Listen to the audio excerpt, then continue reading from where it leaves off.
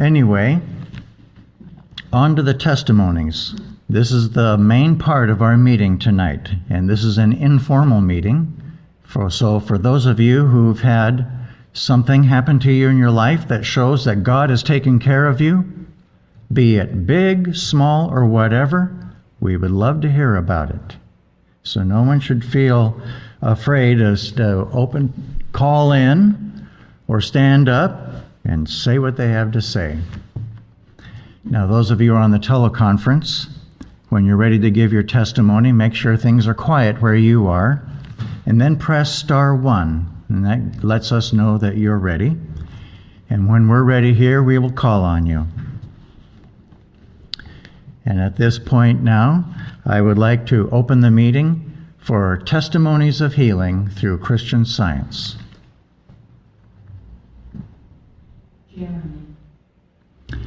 Jeremy, go ahead. During last night's Unity Watch, I opened prose work to the following quote from Mary Baker Eddy. "Deeds, not words, are the sound test of love." That brought such comfort to me and reminded me of one of the first things I read last year, which was from Martha Wilcox. She wrote, "Think of God as activity." Today, the thoughts behind those two quotes came together and allowed me to see that God's work is not busy work. If it was busy work, not only would nothing meaningful get done, but it wouldn't be loving. Because of this, I finally see why I was immediately given work to do when I arrived here. It wasn't to see if I could work, it was to see if I could love. I am grateful that God gave me the opportunity to be working in support of such a wonderful mission. I am grateful that I can now look back and see His constant guidance, even during my darkest times, preparing me to be here. And I'm also grateful that so many hardworking members are here with me, showing how much they love by doing wonderful work and offering encouragement at every chance. I thank God for all of you. Thank you.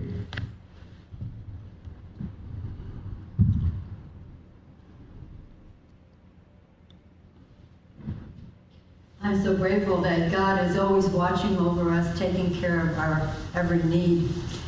Several years ago, my job was dissolved, and so I left an application with a nearby large, fine firm, and then I also went to a couple of agencies so they would help me keep busy. And they did, very much, for quite a while. And then suddenly, there was nothing coming up. No temporary, no permanent, nothing was becoming available. So just as I was finishing the assignment that I was on, I got a call from the company that I left the application with, saying, "Would you please come in? We'd love to have you come in for an interview," which I was so grateful to hear. And I just thank God from the bottom of my heart. And I went on the interview and I got the job. Well, needless to say, I was just everlastingly grateful for His love and also for the practitioner help that I was getting during that time. God is always there. He's always caring for us. Our every need is met, and I can't be grateful enough. And thank you for those wonderful readings. Thank you.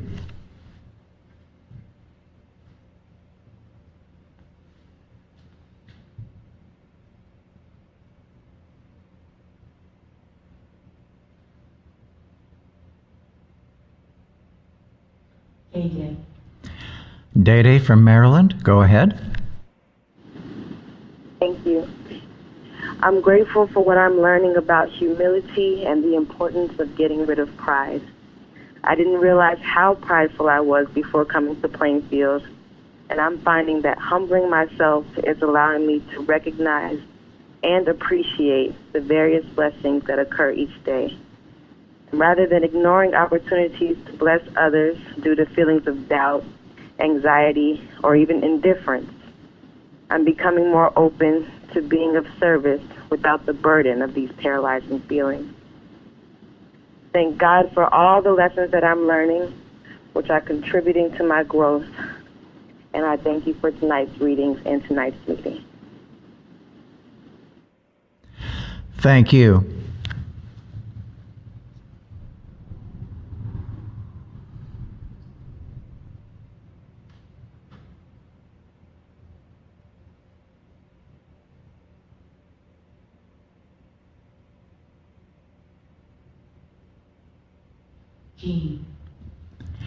Jean from Michigan, go ahead. Thank you. I am grateful for God's care. This summer, it became apparent to me that I would have to cut out some expenditures I was spending kind of wildly. And in order to be able to stay in my home for at least one more year, taxes and fuel, electricity and gas for my truck were going up. Consequently, I'm on a budget. I first thought it would be hard to do, but now after the first month, I am actually feeling calmer. I am learning to appreciate just being at home more with the help of the practitioner at Plainfield, reminding me that God is really my supply. When I keep God in thought all day, doing housework, sewing, reading, I realize I am far from poor. I am also grateful for our church, the Bible study and round table, where the Christian Science is becoming more and more real in my thoughts. Thank you. Thank you. Gary, go ahead.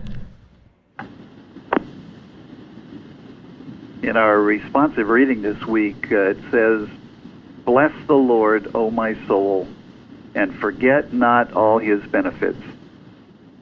I remember when I was first told in the Plainfield Church the importance that gratitude is an essential part of healing.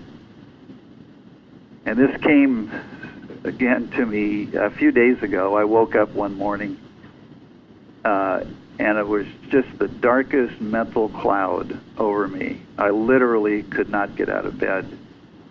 It was, I felt like there was no reason to get up. I felt like I had lost my best friend, and the world was certainly going to come to an end. Now, this is a pretty rare occurrence, so I asked God, what is this? What am I supposed to know? What do you want me to do? And pretty soon I started thanking God for bringing me to the Plainfield Church, for giving me such good work to do, for giving me such good friends to do this work with. And pretty soon I found a lot of things to thank God for and be grateful for. And it wasn't very long before my joy came and I got up out of bed and I had a very productive day. But it was the gratitude that was essential for this healing.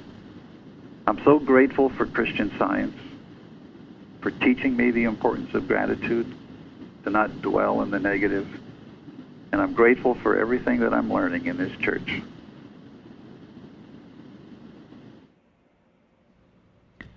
Thank you.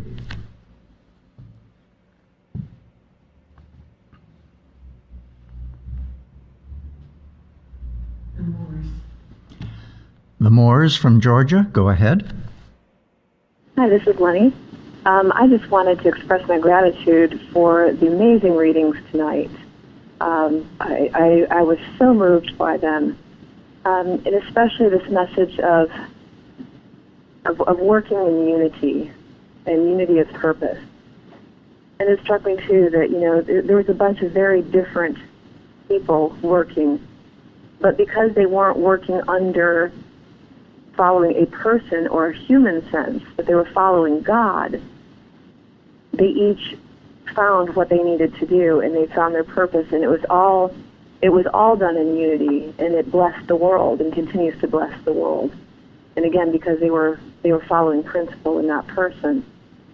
And I just thought that was so amazing. I know recently there's been some different things that have troubled me And I looked at the responsive reading, or actually the golden text this week, and it was one of the first things that just flew off the page, and it ties in with this as well, because it says, look unto me and be ye saved, for I am God and there is none else.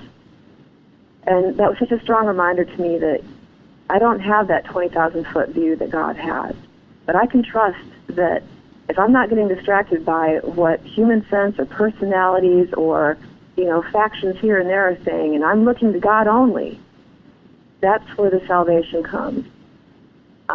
It was such a wonderful and profound moment for me, and a good reminder of, let the world's clamoring, put it behind you. Look unto God and be saved. And that's what does it. So I just wanted to thank everybody so far with the testimonies tonight, and again for those amazing readings. I'm grateful to be part of this church, and I'm grateful to have the love and support of all these wonderful people that are unified under God's purpose. Thank you.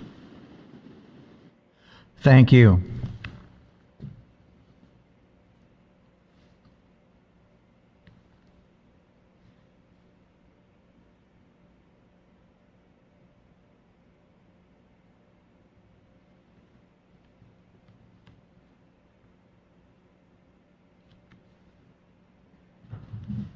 I'm very grateful for a healing I had a few months ago. When I got up one morning, my cat was very ill, and she was clearly distressed. So I called a practitioner in a little while and asked for prayer. And the practitioner said, first of all, she said, remember, sometimes pets can be used as a distraction to keep us from doing our work for God and from being focused on God and on what we need to do. And then she said that she would pray for the cat, and that to see her as the gentle beam of living love. So I thought about that for quite a bit, and I thought, nothing has ever come between me and my work for God and my church. And I am not going to let that happen now. That's the reason I came to Plainfield. That's the reason I came to this church, to serve God. I remember what my life was like before. It was empty. There was like, what's the purpose? Why are we here? What is this all about? It just seemed so empty, and then I found this church. And I found a fullness of my life. I found purpose of my life. I found a God that loves me and that I've learned more and more about every day. And as I thought about these things, then I went off to work, and it happened to be a Wednesday, so I spent the day praying for the service and doing what I needed to do at work. And by the time I came home, my cat was sitting up by her bowl of food, waiting to be fed. And I'm so grateful for that as a reminder that there's nothing that can come between me and God. And it was just a wonderful reminder for me, and I'm really grateful for it. And I just am so happy in this church and so grateful that God brought me here. Thank you. Thank you.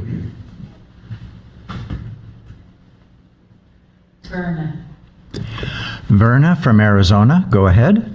Yes, thank you. I wanted to say that recently I started listening to the recording Andrew Kidd made the first edition of Science and Health by Mary Baker Eddy, and wish I'd started it sooner. I earlier than I usually do, just to hear a different segment of each, and it's a wonderful way to start the day. I'm getting so more from hearing it read than if I were reading it to myself. I like being able to pause and highlight on my computer a particular passage that's being read, and then I refer back to and ponder. We're so blessed to have this available to us and to be able to listen whenever we can. I'm grateful for Andrew, who loves Christian Science, and Mary Baker truth so much that he wants to get to the world. What a contribution. We have a wonderful website for. It contains a lot of information. Grateful for this church, all members, and practitioners who truly do work 24 hours a day for God. Thank you. Thank you.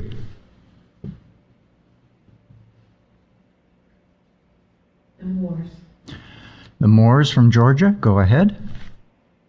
Thank you, Bruce. This is Tony.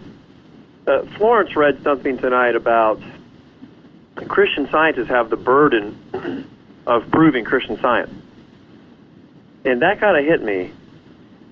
I have the responsibility, I have the responsibility of proving and demonstrating to the world that Christian science is the truth.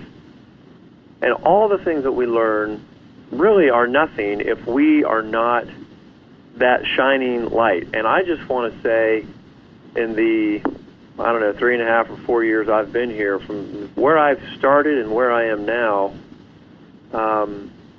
it's a good start. I'm very grateful for that. But it's also a reminder to me that every day I better be asking God, what do you have for me today? Because there must be something every single day for all of us to be doing and demonstrating and proving this wonderful science. And I just really appreciate that coming out of the readings, that we can't look to anyone else to demonstrate or prove that Christian science is true. It's up to us, the Christian scientists. And I, for one, am pretty excited by that, and I'm so grateful that I've been led here, and for the practitioner support that I've had over the years that's enabled me to be of some small service to God. I'm very, very grateful for that and looking forward to what comes next. Thank you. Thank you.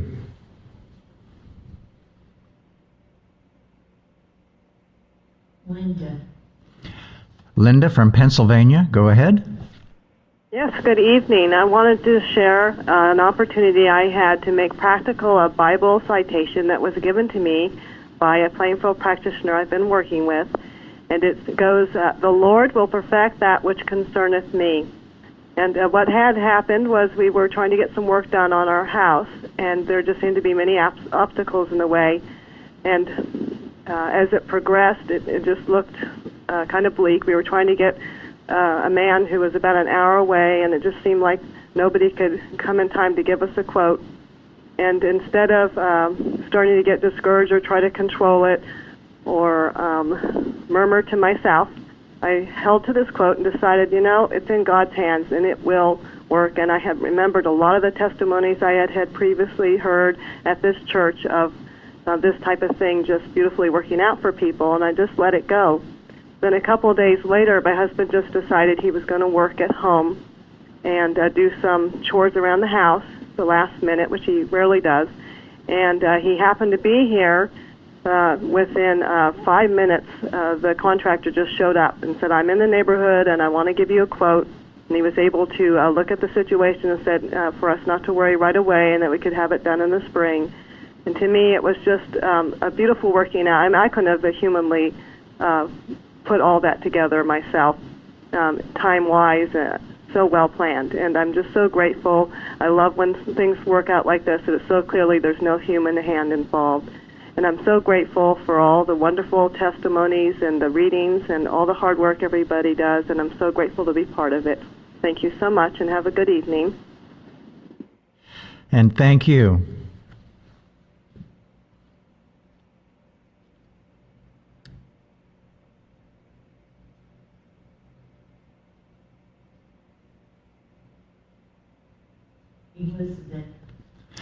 Elizabeth from Georgia, go ahead.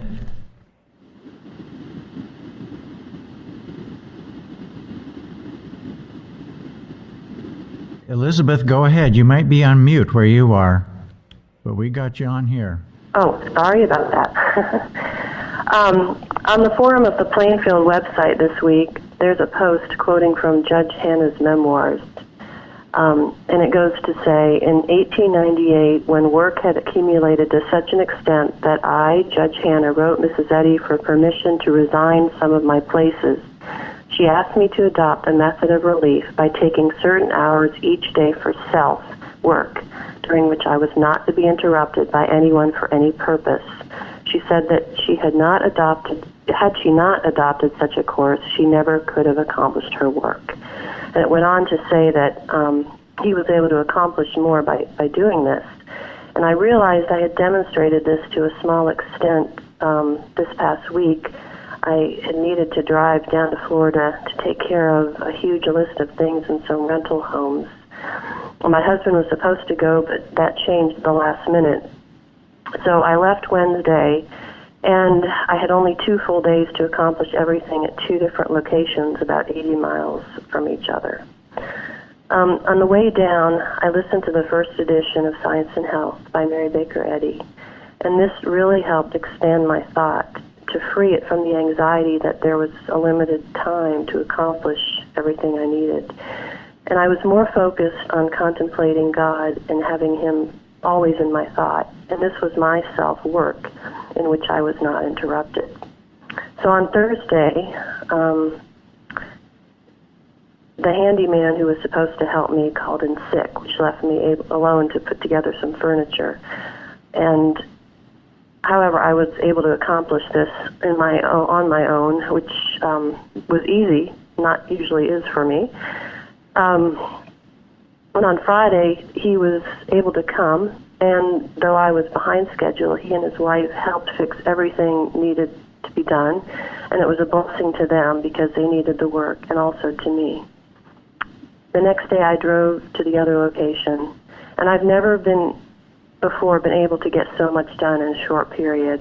I even took time for a run on the beach. And though I stayed up past midnight and got up at 6 the next day, I was not tired. As I drove home Saturday afternoon, I was not stressed at all, as I normally am after such a trip. In fact, I felt refreshed. I again listened to the first edition during the ride home. And I'd just like to give gratitude to God for the harmony of how everything just fell into place. And the work took care of itself since I had put God first before my thought. Thank you.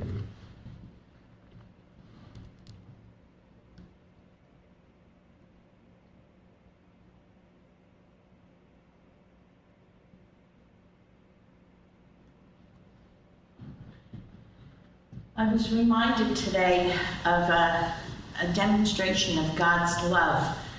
This spring, I had the opportunity to go away for a few days with members of this church. And when I asked for time off, my boss told me she was sorry, but I would not be able to have those days because her mother was getting married in Puerto Rico and she would be out of the office, so that meant I had to be at work. So I called the practitioner in this church, and the practitioner said, the power of a right thought cannot be stopped. And we worked with that. And several days later, my boss said to me, you can have those days off. My mother postponed her wedding. Now this was maybe a month before the wedding was supposed to take place. So I knew God's hand was on that. And the power of the right idea could not be stopped. And thinking about it today, I realize that also applies to our government, our world, our church, everything. Nothing can stop a right idea. God's behind it, and it goes forward, and nothing can stop it. I am so grateful for practitioner help, for the lessons I'm learning in this church, and for the roundtable. They've been so inspiring and uplifting, and I've learned so much. I'm just grateful to be here. Thank you. Thank you.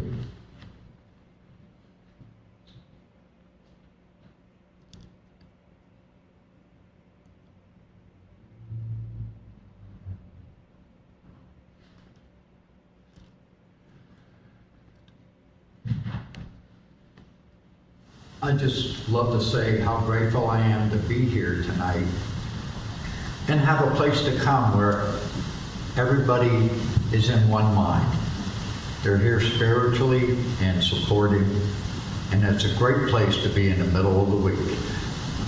It kind of charges your batteries back up.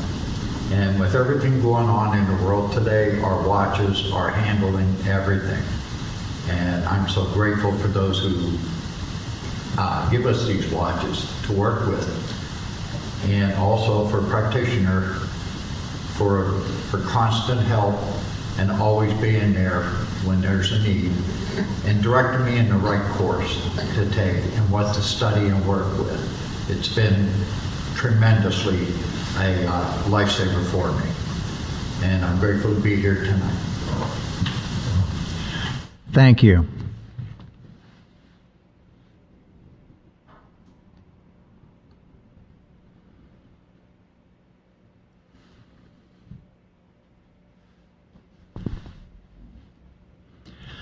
I'd like to add my thanks tonight. I was doing some more reading in our magazine, The Liberator, and I got into this article that was an excerpt from Hubert Eustace entitled, "For Satan Finds Some Mischief Still for Idle Hands to Do."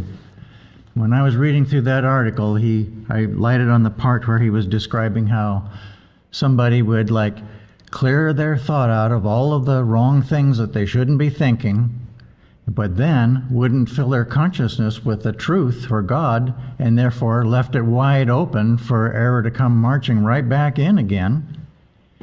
And I gotta say, that really hit me, because that pretty much described a lot of my mental processes that I thought I was going through. It was like, okay, I don't hate anybody, I'm not envious or jealous, I don't want to kill anybody or steal, so I must be a really good person.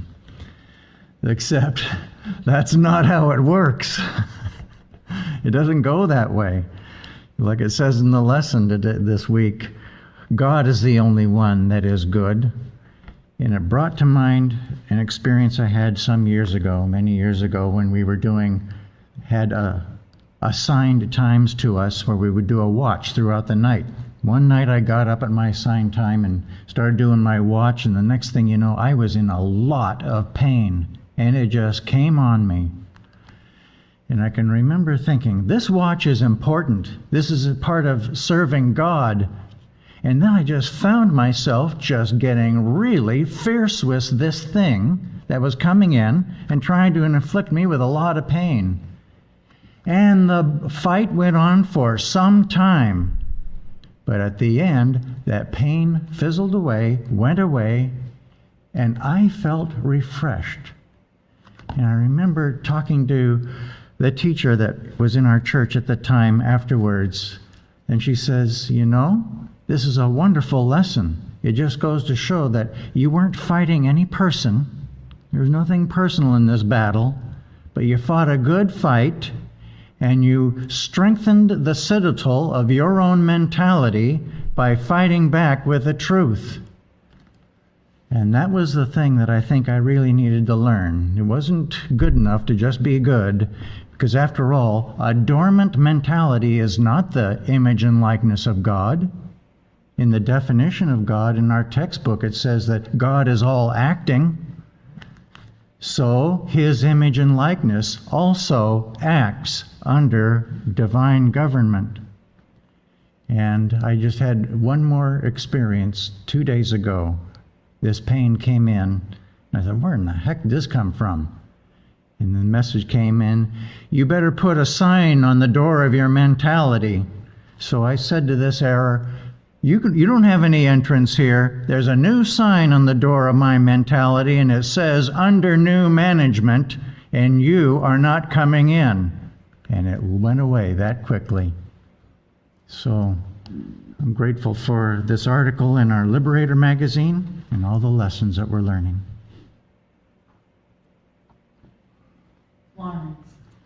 Florence from Georgia, go ahead.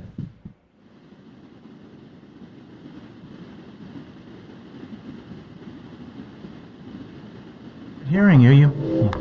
You may be on mute where you are. Sorry, I was on.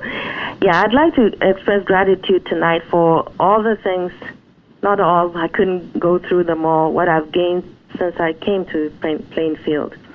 One in particular is what it means to be unselfed. At first I thought it was just being unselfish, but it's much, much more than that. And I learned the meaning through this church, the teachings in this church. Because in Science and Health, page 1, it says that the prayer that reforms the sinner and heals the sick is an absolute faith that all things are possible to God, a spiritual understanding of Him, and unself love. For so long I was trying to find out what it means to be unselfed. And I found out through Mrs. Evans's teachings that to be unselfed is to be completely your person out of the picture. And that to be unselfed is to always start with God. And to start with God and to find Him as the basis and substance of all being. I am so grateful to have found this meaning because it brought on a different outlook completely on how I view myself, how I see others, what I do during the day, in my work, at home, everything. And I can't thank God enough for all the resources that are available at Plainfield and how much they really open up what Christian Science practice is. And if Mrs. Eddy says that the burden of proof that Christian Science is science rests on us, then this is the place to be, this is the place to gain that understanding, to take our little steps as we prove this science. I'm so grateful for everything that I've learned from here. Thank you. Thank you.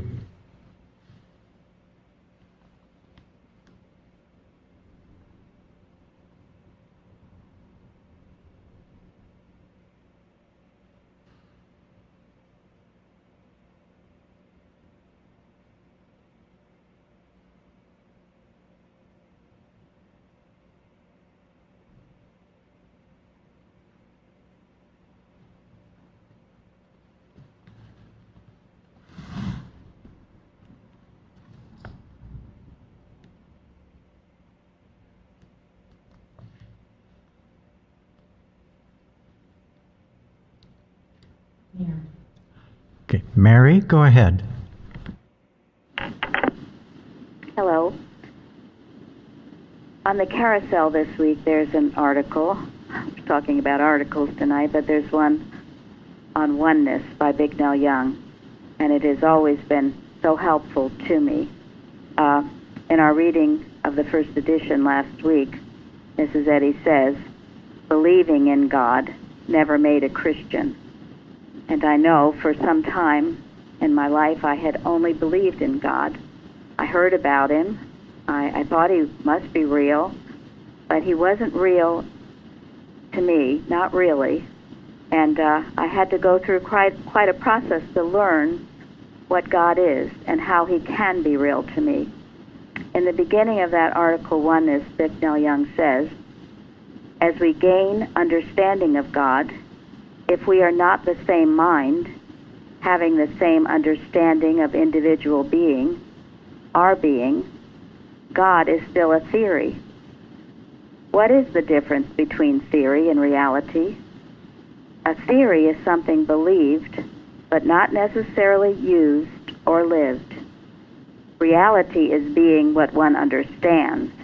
It is realistic being. And I knew this was what I needed. I needed to have that real sense of who and what God is and what He is in my life and how I can feel that presence and power. And then Bignell Young goes on to say, if we know this of ourselves, we know that we are good because God is the only good. We know we are intelligent because God is the only intelligence. We are harmonious because God is the only harmony. We are the very presence of these things. We no longer feel that our demonstration lies in an appeal to a power outside of ourselves to do this or that, but that we are the very presence of these things, even the presence of something that may seem to be lacking. This truth helped change my life.